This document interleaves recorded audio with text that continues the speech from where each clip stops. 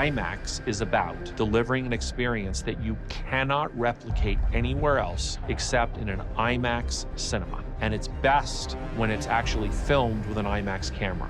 Chris is someone who honors that and who forces us to ask those questions of why aren't we doing it this way more frequently.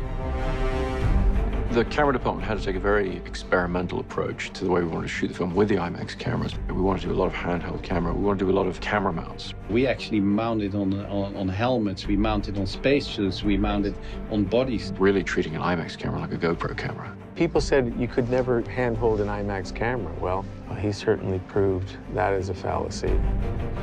The movie's opening 2 days early in film-only theaters, of which we have gone back to our legacy and history with the way we're handling the film theaters. We began the process 18 months ago before principal photography.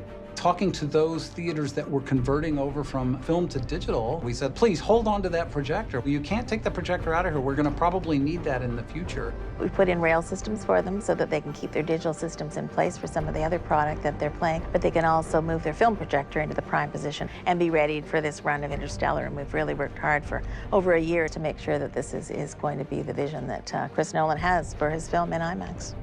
The print of Interstellar is 49 reels and weighs about 600 pounds on a 72-inch platter. It's a thing to behold. It's in the situation where we're sending out assembled prints. It takes 3 cases with 3 platters inside and then a projectionist on the other end. We'll put those thirds together to make that same print.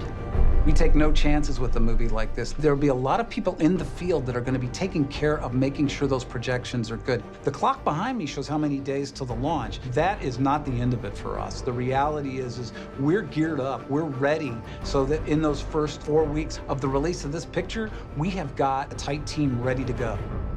Nothing can beat an IMAX capture. A film has got full bandwidth in all those colors, and Chris calls it the gold standard, and it absolutely is. We care about the quality of our presentation, and we work with no filmmaker who makes us better more than Chris Nolan. T-3. When you see the picture in IMAX, you will have that feeling that you're never going to see it quite the same way ever again. 2. Do not go gentle into that good night. Old age should burn and rave at close of day. 1. Rage, rage against the dying of the light. Here we go.